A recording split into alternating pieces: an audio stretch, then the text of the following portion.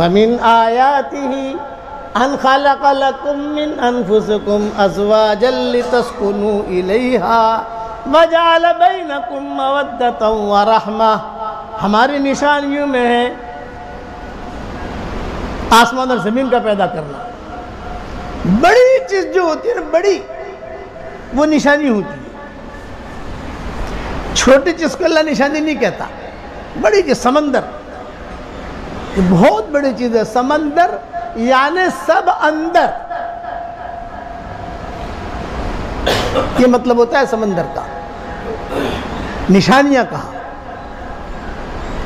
یہ ہماری نشانی ہے۔ نہریں، دریا جسے کہتے ہیں، اسے بھی نشانی کہا۔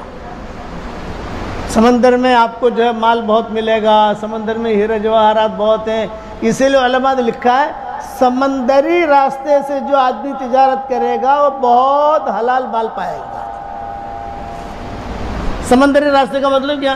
مچھلیوں کی تجارت کرے آدمی، یا ایسا مال منگائے جو سمندر کے ذریعے سے آتا ہو۔ جیسے کنٹر آتے ہیں سمندروں کے ذریعے سے آتے ہیں، 10 دن میں پہنچتے ہیں۔ کیونکہ سمندر کے ساتھ اللہ نے فضل کا تذکرہ کیا ہے۔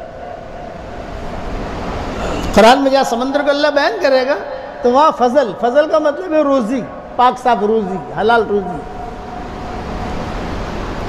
ایک تو ہوائی جہاز سے مال آتا ہے، وہ نجے تلے گئے، سمندر کا پانی جس سے ٹچ کرے گا اور سمندروں کے اندر سے وہ ہوتا منزل پر پہنچے گا، تو فرمایا کہ یہ اس میں اللہ تعالیٰ اس کو فضل دے گا، روزی دے گا۔ قرآن میں آپ جہاں پر بھی سمندر کا تذکرہ پڑھو گے تو دیکھنا فضل کا تذکرہ آئے گا۔ میری تفسیر آ رہی ہے انشاءاللہ، تو جہاں سمندر کا تذکرہ آئے گا تو میں فضل کو لال لفظوں میں ہائی لائٹ کروں گا، دیکھو یہ فضل آ گیا، جوڑا ہے اس کے ساتھ، یہ نشانیاں ہیں۔ اس کا پانی کھارا ہوتا ہے، یہ بھی نشانی ہے اللہ کی، اور نہروں کا پانی یہ کہ میٹھا ہوتا ہے، یہ بھی نشانی ہے۔ اس سے زمینیں تر ہوتی ہیں، اس سے باغات چلتے ہیں۔ سمندر کے پانی سے جو ہے باغات وجود میں نہیں آتی۔ کوئی آدمی خواب میں دیکھے کہ میرے گھر میں سمندر کا پانی آیا، مطلب کہ اس کا گھر تباہ ہو جائے گا، یہ تعبیر اس کی، کیونکہ وہ باہر کی چیزوں کو فائدہ نہیں پہنچائے گا، وہ اندر فائدہ پہنچائے گا۔ اور کسی نے خواب میں دیکھا کہ اس کے گھر میں نہر کا پانی آیا، اس کا گھر چمکے گا۔ یہ دونوں کی تعبیر الگ الگ لکھی ہے علماء نے، یہ دونوں پانی۔ اسی طرح سے کنویں کا پانی، عام طور سے یہ 3 پانی ہوتے ہیں نا، سمندر کا پانی، نہر کا پانی، کنویں کا پانی، یہ سب کو نشانیاں کہا، اس کے تذکرے اللہ نے قرآن میں کیے۔ اسی طریقے پر میاں بیوی کی محبت کے تذکرے بھی اللہ نے قرآن میں کیے، بہترین رشتہ۔ اور آگے جملہ کہہ دیا وَجَعَلَ بَيْنَكُمْ مَوَدَّةً وَرَحْمَةً۔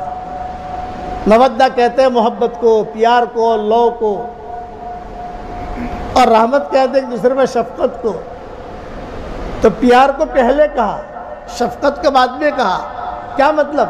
جوانی میں میاں بیوی میں خوب محبت ہوتی ہے، تو میری لیلا ہے، میں تیرا مجنون ہوں، اس قسم کی باتیں کرتے رہتے ہیں، میرا چاند، یہ باتیں کرتے رہتے ہیں۔ کیوں؟ یہ مودت ہے جوانی میں۔ بڑھاپے میں کوئی چاند نہیں کہتا، بڑھاپے میں ایک دوسرے کا خیال رکھتے ہیں، رحمہ، اس کو یہ رحمہ کہا۔ نظام الدین مرکز میں ہوتے تھے، ایک بڑے میں آئے ہمارے پاس، یہ کہا جی مولوی صاحب دعا کرو، حجن کی طبیعت خراب چل رہی ہے، بس جو ہے اس کے مرنے سے پہلے میں مر جاؤں، یہ بات کہتی۔ پھر ہم نماز پڑھنے جاتے قریشی مسجد میں، بڈھی بیٹھی رہتی تھی، اجی مولوی صاحب دعا کرو، حاجی صاحب کی طبیعت بھی خراب چل رہی، بس جو ہے ان کے مرنے سے پہلے میں مر جاؤں۔ یہ رحمت ہے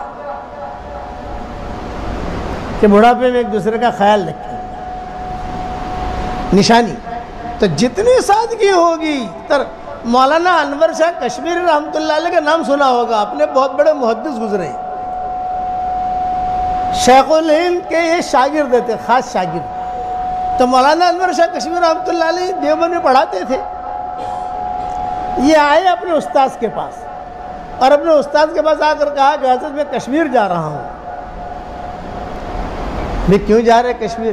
یہ کہ شادی کرنے کے لیے، نکاح کرنے کے لیے۔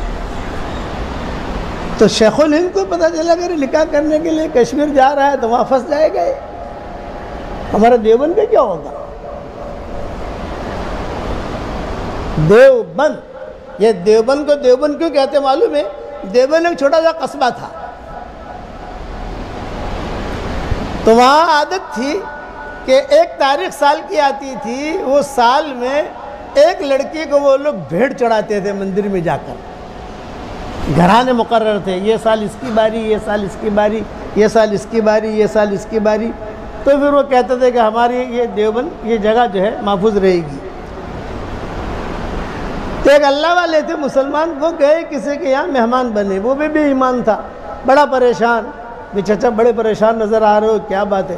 بولے کہ وہ کل رات آنے والی ہے، ایک لڑکی کو بھیڑ چڑھانا ہے اور وہ میری لڑکی کی باری ہے اور تم بھی مہمان بن کے آ گئے، تو میں تو بڑا پریشان ہوں کہ کیا ہوگا، میری بیٹی کا یہ جوان بچی ہے، کل بھیڑ چڑھائی جائے گی، مر جاتی ہے وہاں جا کر، مندر میں چھوڑاتے ہیں۔ تو مولوی صاحب نے کہا ٹینشن مت لو، یہ کام میں کر لوں گا۔ کہ اب کیا کرو گے؟ اگر مجھے دلہن بنا دینا، مجھے دلہن بنا دینا۔ ارے تمہیں دلہن کیسے بناوے؟ یہ کہا گھنگھٹ ہی تو رکھنا ہے، گھنگھٹ کون اٹھاتا ہے؟ مرنا ہی تو ہے نا، مجھے لے جائیں گے۔ بہت اچھا، ان کو دلہن بنا دیا یہ مولوی صاحب کو۔ یہ مولوی گاؤں والے کیا سمجھے کہ بھئی یہ دلہن ہے تو دلہن تو تھے، نہیں تو دلہا تھا، مولوی صاحب تھے۔ مندر میں چھوڑ دیا، دروازہ بند کر دیا۔ یہ مولوی صاحب کہتے تھے میں بھی ڈرا یار، ہر سال جو ہے یہ لڑکیاں کھا جاتا ہے ان کا دیو، پتہ نہیں میرا کیا حال ہوگا۔ تو میں نے آیت الکرسی پڑھنی شروع کر دی۔ کچھ آوازیں تو سنی، یہ مولانا کہتے ہیں میں نے کچھ آوازیں تو سنی، لیکن میں آیت الکرسی پڑھتا رہا، آیت الکرسی پڑھتا رہا۔ صبح میں سب گاؤں والوں نے آ کر جو دیکھا، دروازہ کھولا، زندہ تھا۔ تو مولوی صاحب نے کہا یہ اس گاؤں کا نام دیوبند ہے، میں نے تمہارے دیو کو بند کر دیا، اب یہ دیو قیامت تک نہیں آئے گا، تب جا کر اس کا نام پڑا ہے دیوبند، یہ اس کی تاریخ ہے۔ تو مولانا انور شاہ کشمیر رحمۃ اللہ علیہ نے آ کر کہا کہ حضرت میں جا رہا ہوں کشمیر کو، تم کشمیر جاؤ گے تو ہماری ترمذی پڑھاتے تھے حضرت اس وقت میں، یہ ترمذی کا کیا ہوگا؟ جاؤ، جانا نہیں ہے تو جاؤ، تم پڑھاؤ، سبق پڑھاؤ۔ حکیم مقبول کر کے تھے وہاں دیوبند میں، وہ آئے مولانا شیخ الہند سے ملنے کے لیے، فرمایا کہ حکیم جی کتنی بیٹیاں ہیں؟ میں کہا سب کی شادیاں ہو گئی، ایک رہ گئی، یہ کنواری ہے۔ وہ انور شاہ، ہمارا انور شاہ جو ہے اس سے نکاح کر لو گے؟ ہاں ہاں کر لیں گے۔ حضرت ترمذی پڑھا رہے تھے، تو مولانا شیخ الہند محمود شیخ الہند نے بھیجا کہ جاؤ بھائی انور شاہ کو بلا لاؤ۔ اب شیخ الہند کا مقام تھا، یہ بھی استاد بھی بڑے، شاگرد بھی بڑے۔ شاگرد نے آ کر کہا کہ حضرت ترمذی پڑھا رہے ہیں اور بہت بڑا مجمع ان کا درس سن رہا ہے۔ یہ فرمایا نہیں، استاد جی نے بلایا ہے، یہ جملہ کہتے تھے، استاد جی نے بلایا ہے، استاد جی سے مراد شیخ الہند۔ تو اس نے جا کر کہا استاد جی نے بلایا۔ اچھا استاد جی نے بلایا؟ اب وہ جو ہے کتاب بند کر دی، شاگردوں سے کہا بھائی چھٹی کل پڑھائیں گے۔ اب شاگردوں کو ایسے چھٹی چاہیے ہی چاہیے، بھی لڑکوں کی ایسے چھٹی چاہیے، لڑکے خوش ہو گئے اور آئے اور آ کر کہا کہ یہ حکیم مقبول ہے، ان کی بیٹی ہے اور کشمیر آپ کو جانا نہیں، میں نے ان کی بیٹی کے ساتھ تمہارا نکاح کر لیا، تم نے قبول کیا؟ ہاں حضرت بالکل قبول۔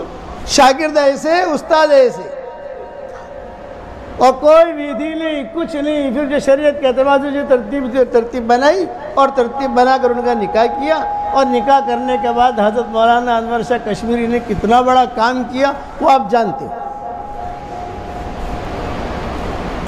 سادگی میں اللہ نے خیر رکھی ہے، یہ ہمیں شاید رکھنا ہے۔ حضور صلی اللہ علیہ وسلم نے اپنی بیٹی حضرت فاطمہ کا نکاح بھی بہت سادگی کے ساتھ کیا۔ جب بڑی ہو گئی حضرت فاطمہ بڑے پیغامات آتے تھے مدینہ منورہ میں. تو حضرت علی کی ایک باندی تھی، باندی، وہ حضرت علی سے کہتی تھی بھئی تو بھی جوان ہے، فاطمہ بھی جوان ہے، نکاح کر لو آپس میں، بات رکھ. حضرت علی نے کیا کہا؟ نہیں نہیں نہیں نہیں، مجھے فاطمہ سے نکاح نہیں کرنا. ارے اتنی اچھی لڑکی کہاں ملے گی تجھے مدینہ منورہ میں؟ نہیں نہیں نہیں. بھئی کیوں؟ یہ باندی پوچھ رہی ہے کیوں نہیں کرنا؟ یہ فرمایا بھی میاں بیوی میں کچھ نہ کچھ انبن ہو جاتی ہے، میاں بیوی میں انبن ہو ہی جاتی ہے مزاج کے خلاف. میں اپنے شاگردوں کو کہتا ہوں، دوستوں کو، کہ کبھی میاں بیوی میں کچھ انبن ہو جاوے اور بہت پریشان کرنے لگے بیوی، تو جو ہے بیوی بن جانا، اس کو شوہر بنا دینا. 1 مہینے تک یہ نسخہ کر لے. پھر کسی نے کہا کہ مولوی صاحب بہت تن پھن کرتی ہے، بہت کہتی ہے. میں نے کہا ہر مہینے میں کچھ نہ کچھ ہدیہ دے دے اس کو، وہ خوش رہے گی. گھر خرچہ نہیں، گھر خرچہ الگ چیز ہے اور ہدیہ الگ چیز ہے. اس لیے کہ ہدیے میں محبت کا جملہ حضور نے کہا ہے، تہادو تحابو، ہدیہ دو تمہارے آپس میں محبتیں ہوں گی. گھر خرچے میں محبت کا جملہ نہیں کہا، وہ تو واجب کیا ہے، دینا پڑے گا آپ کو، لیکن ایکسٹرا دے دو. امریکہ والوں کو کہتا ہوں $1000 دے دو، ہندوستان والوں کو کہتا ہوں 5000 دے دو، تو وہ کہتا ہے کہ مولوی صاحب تنخواہ 10,000 کی ہے تو کوئی بات نہیں، 200 روپیہ دے دے، کچھ نہ کچھ ہدیہ دے. ہدیے میں اللہ نے محبت رکھی ہے. ارے مولانا اتنا دوں گا نا تو بھی ناک ہو چڑھائے گی، میں نے کہا وہ مت سوچ. حضور نے کہا ہے ہدیہ دو، تہادو تحابو. حضور نے کہا ہدیہ دو، محبتیں بڑھے گی.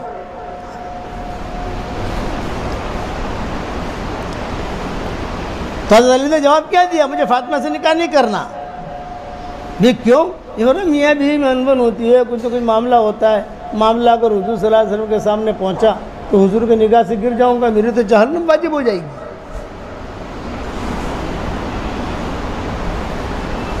یہ منگنی ہو رہی ہے سیدھی سادھی. آپ نے اعلان کیا کل فاطمہ کی منگنی ہے. بھئی کل جو آسمان سے خبر آ گئی ہے، لوگ بنی عوف تھے، بنی مالک تھے، یہ بڑے بڑے قبیلے تھے مدینہ منورہ میں، وہ مانگا ڈال رہے تھے. تو باندی نے کیا کہا؟ منگنی ہو رہی ہے، تو بھی پہنچ جا. حضرت علی کہتے ہیں میں پیچھے جا کے بیٹھ گیا، میرے پیچھے باندی بھی آ کر بیٹھ گئی. حضور صلی اللہ علیہ وسلم تذکرہ کر رہے تھے، مجھ پر نگاہ پڑی، اچھا علی تم کیسے آ گئے؟ میں خاموش. پیچھے سے باندی نے چوکا مارا، یوں کہو فاطمہ کے لیے آیا ہوں. آپ نے خود نے کہا ایسا لگتا ہے تم فاطمہ کے لیے آئے ہو. ہاں حضرت. اچھا آگے آ جاؤ. یہ جو یہ بات ہو رہی ہے صاحب زیدی کی. فاطمہ کو حلال کرنے کے لیے کوئی چیز ہے؟ حضرت کچھ بھی نہیں ہے. میں نے بدر میں زرہ دی تھی تم کو، کہاں گئی؟ وہ تو ہے گھر میں. یہ کہا جاؤ بیچو اس کو. حضرت عثمان بیٹھے ہوئے تھے. یہ فرمایا علی علی علی سنو سنو، مدینہ میں جب تم بیچنے جاؤ گے تم بیچنا مت، جو بھی بھاؤ آوے اس سے ڈبل مجھ سے لے لینا. 1000 کا ریٹ آیا بیچنا مت، 2000 میں دے دوں گا. 4000 کا ریٹ آیا تو اس زرہ کا بھاؤ بہت بڑھ گیا.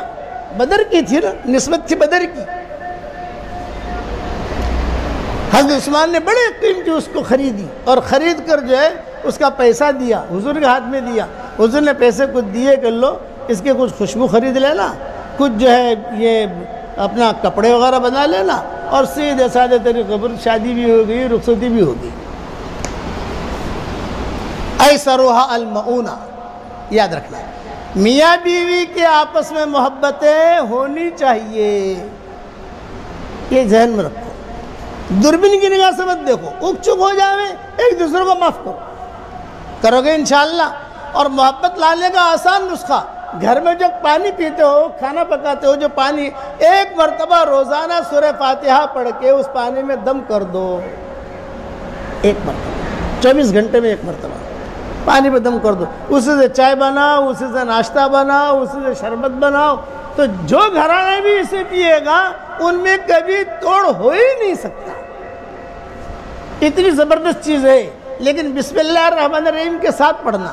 بسم اللہ الرحمن الرحیم الحمدللہ رب العالمین آخر تک۔ اللہ تعالی ہم سب کو عمل کرنے کی توفیق عطا فرمائے۔